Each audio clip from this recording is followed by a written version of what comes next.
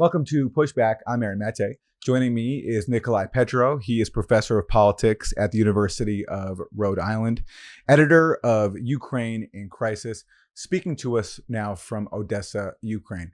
Professor Petro, welcome to Pushback. Thank you. Nice to be here. As we're speaking, the Biden-Putin summit in Geneva has concluded. I'm just curious, your overall takeaway from this meeting. I was a pessimist going in. I'm glad that things turned out as well as they did. And how did they turn out well in your eyes?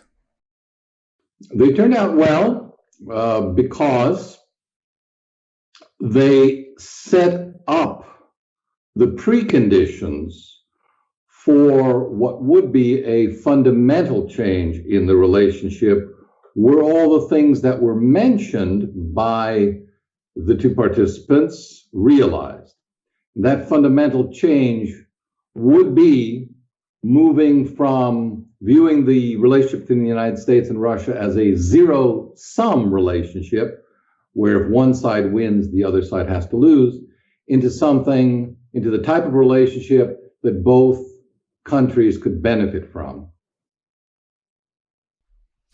All right, so let's go through some of the key flashpoints, because I heard both Putin and Biden describe the meeting as cordial, but in terms of actual progress on all the issues that have put these two countries at odds, I didn't hear much to give me an indication of progress. Let's start with where you are, Ukraine. Both Putin and Biden committed to a process based on the Minsk Accords, but we've heard that before. So maybe if you could explain to us what the Minsk Accords mean, what has stalled the implementation of them so far, and whether you think there's going to be any breakthrough on that front or any indication from this meeting that there will be a breakthrough. I disagree with that assessment of the meeting, because it is not the function of summit meetings to produce spontaneous breakthroughs. What happened at Reykjavik between Gorbachev and President Reagan was not only a fluke. Any professional diplomat would say it's dangerous to do that sort of thing. The progress will be coming in the future from the broad marching orders that have now been set, and that's the best thing that could come out of any summit. With respect to the Minsk Accords, there is indeed nothing new, but that is a positive thing, because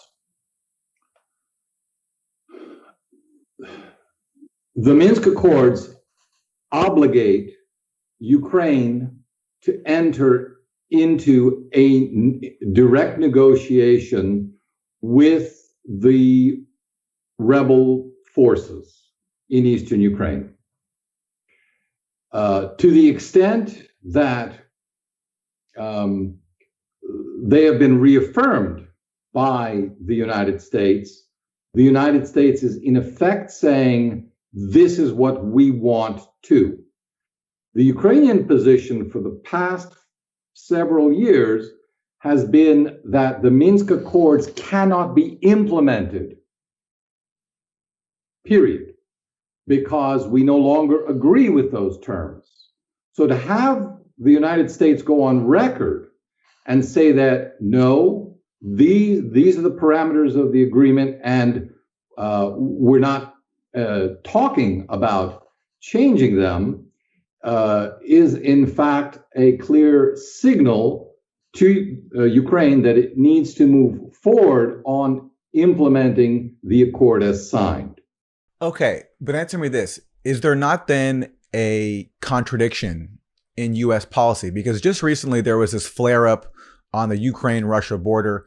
The prevailing narrative in the U.S. media that Russia was amassing troops, and that was going to lead to this potential invasion of Ukraine.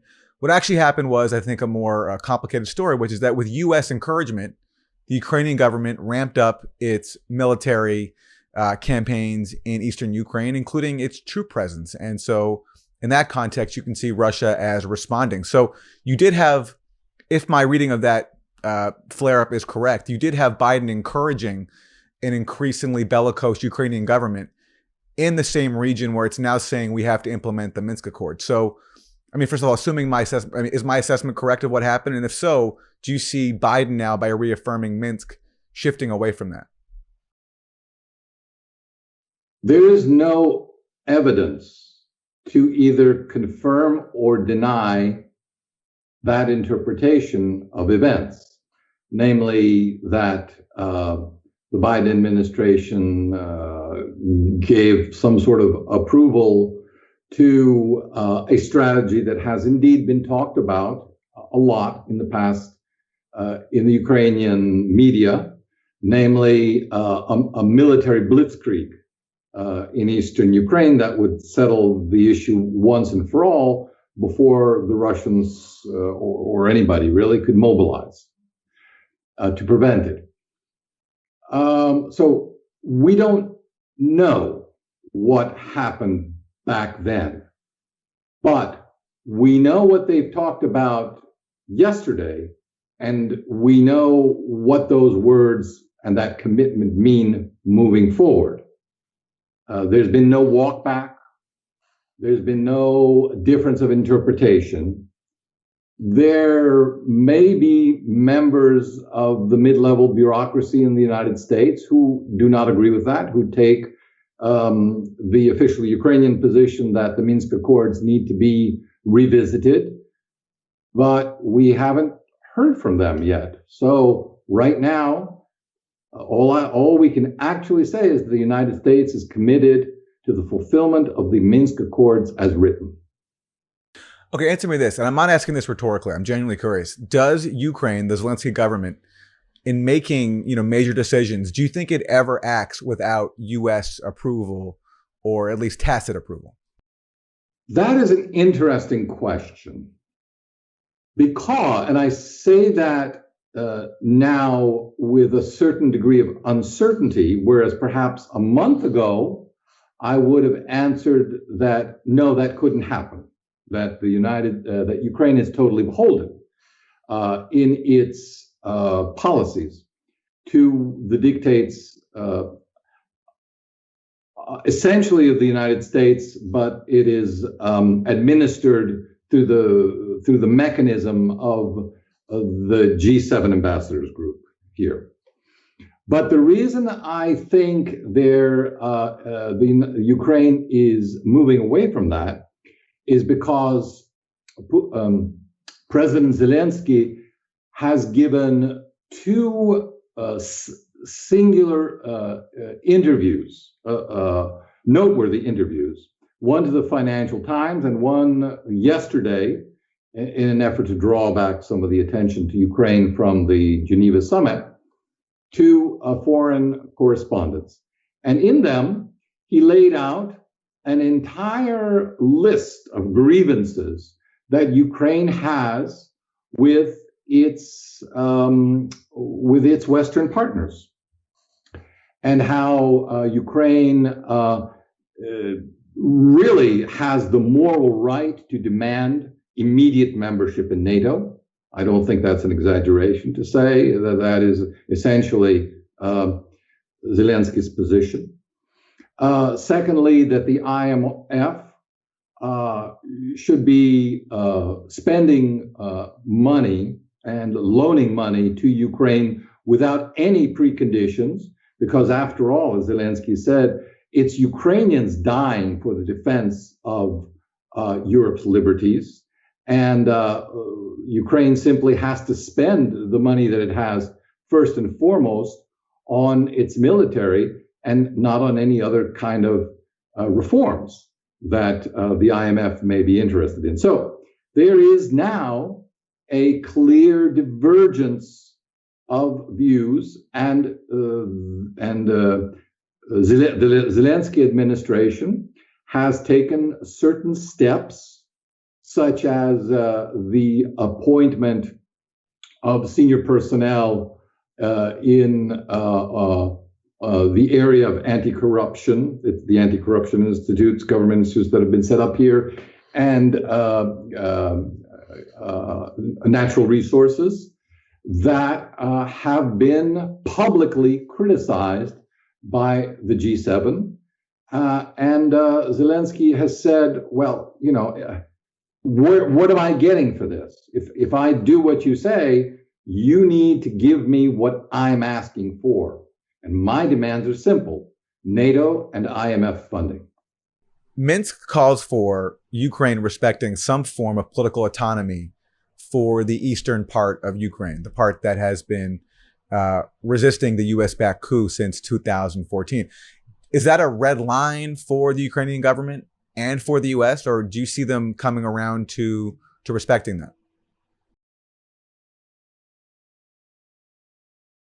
So the official position of the Ukrainian government is a contradiction.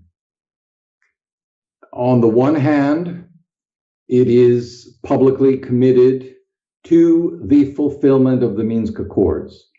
It, however, pledges to fulfill the Minsk Accords properly modified to meet, as they see it, reality. At the same time, the stipulations of the current Minsk Accord, which Ukraine would like to see changed, includes, as I mentioned, direct negotiations over the status of Ukraine, over the status of Donbass, the Donbass region in Ukraine. It includes constitutional amendments to the Ukrainian constitution, which would allow for extensive local territorial self-administration. It would include this type of self-administration would presumably violate several points recently introduced into Ukrainian legislation, specifically regarding the mandatory professional use of the Ukrainian language. Donbass is overwhelmingly a Russian-speaking region, and it has always insisted that that would be its official language. So that would be a direct contradiction. And probably a host of other smaller issues. So it's difficult to see how this square its rough edges can be rounded to satisfy everything. I asked a question of some experts on Ukraine earlier this week. That it was not a rhetorical question, but I didn't get a really very comforting answer. I asked, is there any way for that among all the participants, someone doesn't wind up being humiliated by any peace agreement? And my sense was that it's difficult to envision an outcome that would not humiliate somebody. Yeah, and on that front, that's why I have a hard time believing that Joe Biden will go along with a viable peace agreement, because Joe Biden was so instrumental in the coup that I think triggered this entire thing, the Maidan coup in 2013, 2014. Here's how I understand that position. The United States is not part of the Minsk agreement. Part of the concept behind Minsk was let the Europeans deal with it. It's in their backyard, and we have other fish to fry. So one of the possible ways that you could reconcile this seeming contradiction is if the Biden administration were also in this way signaling that it was backing off from any desire to become directly involved in the negotiations. All right. So one development that I think signals the optimism that you've taken from the summit happened before the summit, where Biden, reversing the Trump policy, dropped this U.S. effort to prevent the construction of the Nord Stream 2 gas pipeline. And the Washington Post recently reported that there were officials, including his Secretary of State, Anthony Blinken, who were lobbying heavily for the Trump policy, which is basically to keep these sanctions on Germany and specifically a German company that would stop this pipeline from being completed. And Biden went against them, went against the hawks in his own administration, which is a nod certainly to Germany, but also toward Russia as well, which saw this project as very, very important. Can you talk about the significance of this decision, the forces that were opposing Biden's move to lift the Trump sanctions on Ukraine, and Ukraine's position? Because the Ukrainian government was also very against, as I understand it, the completion of Nord Stream 2. In his latest interview to Western correspondents, President Zelensky specifically referred to the Nord Stream 2 pipeline as a weapon aimed against Ukraine.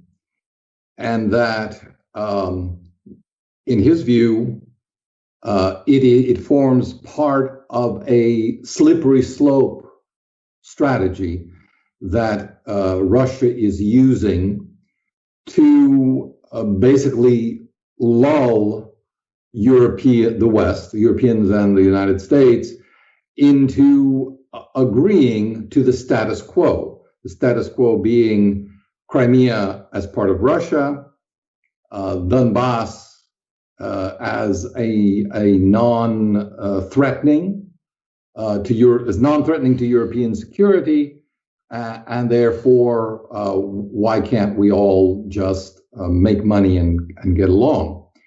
And there is a certain, I think he's right in that. I think he has correctly identified the gist of Russia's long-term strategy.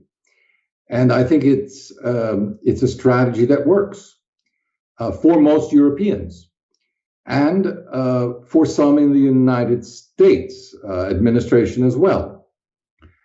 I don't know what the balance of advisors and forces for and against policy on sanctions is in the administration, but someone must have made, I should say, a very forceful case that sanctions have failed, period. And more to the point, there was nothing the United States could ever do that would stop the final realization of the Nord Stream 2 pipeline. No matter what pretenses were raised by sanctions supporters, it was going to happen. If that is indeed the perspective that prevailed, and there seems to, from Biden's rhetoric, he seems to suggest that, then the wiser course of action, the statesmanly course of action, is to cut your losses before you wind up basically having invested all of this energy into a policy that was doomed, that is doomed, because you are essentially squandering your resources and making many more enemies than you need to, especially in Europe. Right. And of course, the whole issue presumes that the U.S. has the right to begin with to impose sanctions to prevent the construction of infrastructure in foreign countries. It's well, that's one of the things. I'm sorry for interjecting, but made a very good point,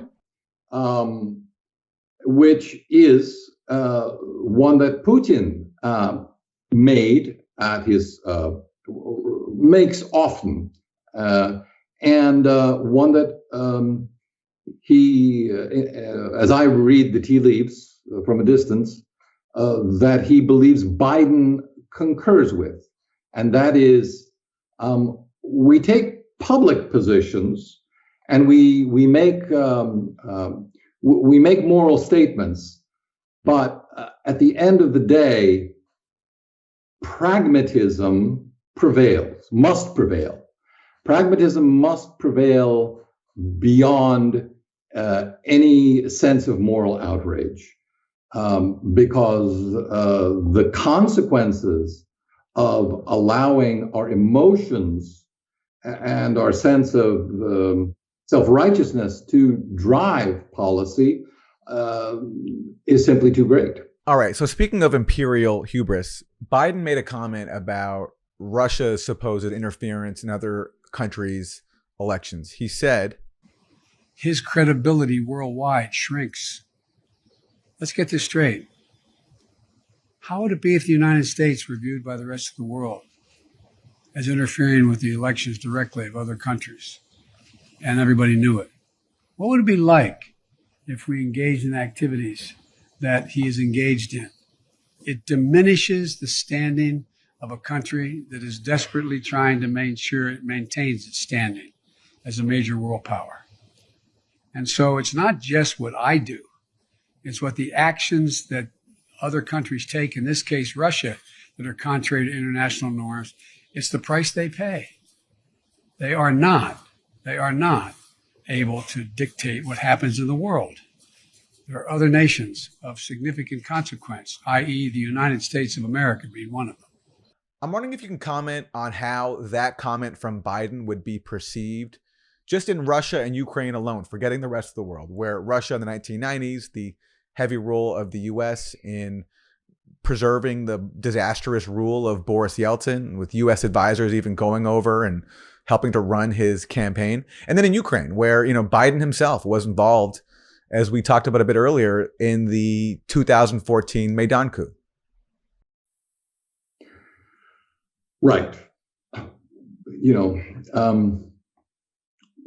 One of the things that made President Reagan endearing to many, I think we will see, and I think we're seeing some of that also in President Biden, is this romantic notion of the past. When we were young, we did all these great things, and we stand for the good and the right, unlike our opponents. Obviously, there's little. It was an absurd statement, and it's not just Russia, Ukraine. The vast majority of countries in the world. I mean, you'd be hard pressed, I think, to find a country where the majority of people did not say that the United States was involved in influencing policy more or less openly, and many believe covertly, in their countries. And the simple proof of that is a poll done by the Alliance for Democracies, basically a NATO spin-off, regarding the countries that were regarded as the greatest threat to democracy in the world. And the United States came first among, I think, 50 odd countries that were polled as being the greatest threat by a wide margin. So I wish, let's just say the best spin that could be put on that sort of statement is that it was for domestic consumption. And domestically in Ukraine, how was this summit perceived? Is it a major topic of conversation? And what's the overall mood in Ukraine right now? My understanding is that this country has just been decimated by years of war with no end in sight. It's been bad for the economy. A lot of people have left the country. As we wrap, if you could just talk about what the impact of the war in the Donbass has been, and Ukraine being at the center of this fight between the U.S. and Russia, and how this meeting was perceived, whether or not there's hope that this sort of perpetual warfare internally is coming to an end.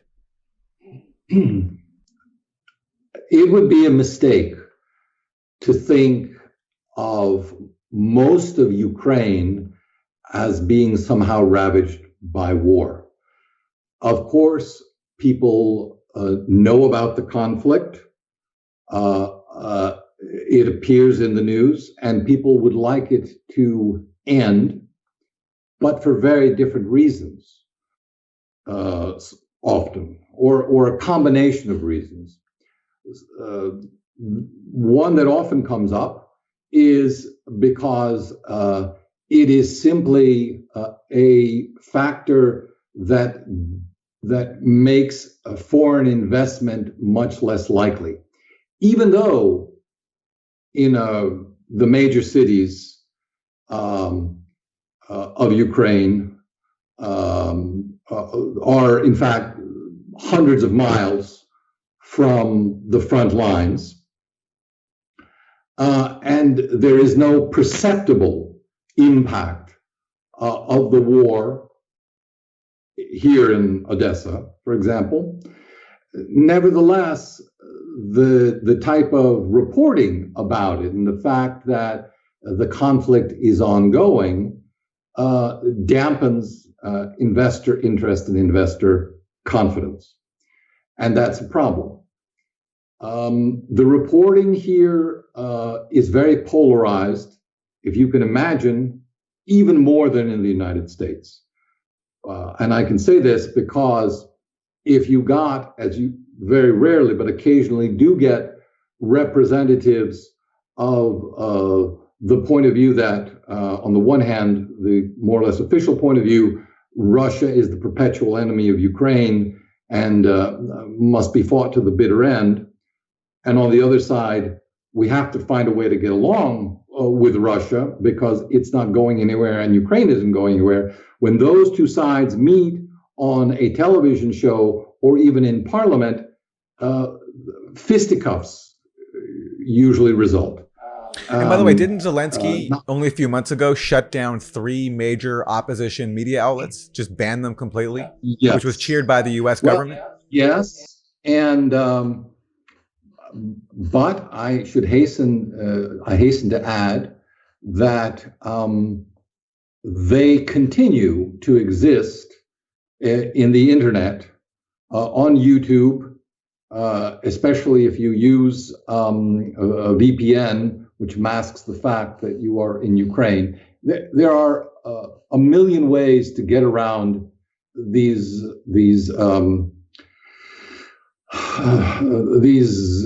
childish, really, attempts at censoring opposition voices in Ukraine. But nevertheless, that's what the government is involved in right now. And there's very little pushback from that same G7 group that is so keen on offering advice and specific recommendations on who to appoint to government ministries. They have had very little critical to say about shutting down 3 major national networks, firing 3,000 journalists, and putting, let's say, leveling an accusation of treason against the leader of the largest opposition party in the parliament.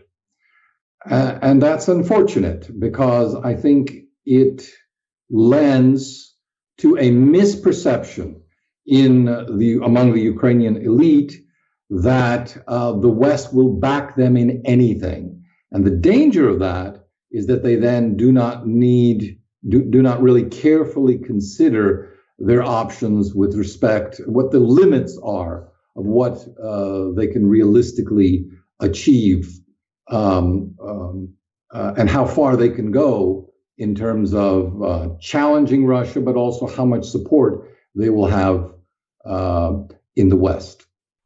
And everything that you're saying about what Ukraine is doing to opposition leaders, to opposition media outlets, sounds like what U.S. media outlets spend all their time criticizing Russia for, allegedly. You know, constant questions yesterday about Alexei Navalny, which I think falsely portrayed him as the opposition leader in Russia, when I don't think that's the case. The Communist Party, as I understand, has more support than he does.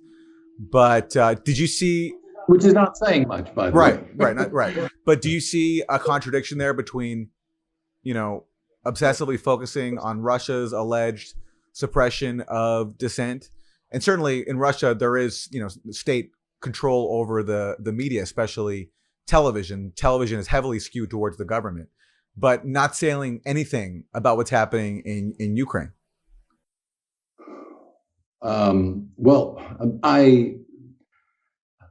I agree that it's a problem, but my solution to that problem is not more criticism of everybody. It is to not make that the primary task of diplomacy. What individual journalists write is up to individual journalists, and they can write 100 articles a day about Navalny or any issue that they think is important to them. But the national interest must be guided by a wide array of often conflicting interests, and they need to be carefully balanced. And the message that I would leave us with is a hopeful one, which is I think that the Biden administration has begun to realize that there is a need for such a balance, and to thread it more carefully, which is something I didn't expect. I mean, a month ago, I would have said it's all rhetoric with no substance. Now we're beginning to see a little bit of substance and a little bit of balance. Well, I'm still with your position from a month ago, but I'll happily be corrected as things proceed. Nicolai Petro, professor of politics at the University of Rhode Island, editor of Ukraine in Crisis, speaking to us from Odessa, Ukraine. Thanks a lot. Thank you.